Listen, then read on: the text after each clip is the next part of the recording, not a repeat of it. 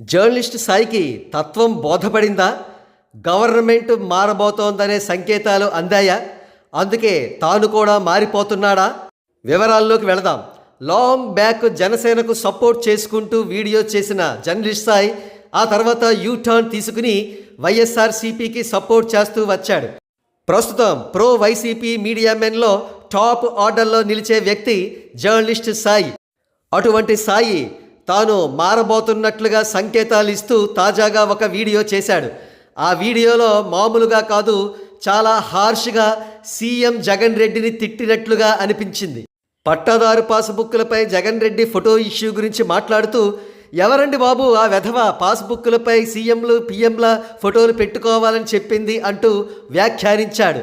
అంటే పరోక్షంగా జగన్ రెడ్డిని తిట్టినట్లే అయిందన్నమాట. ఆ వీడియో చూద్దాం.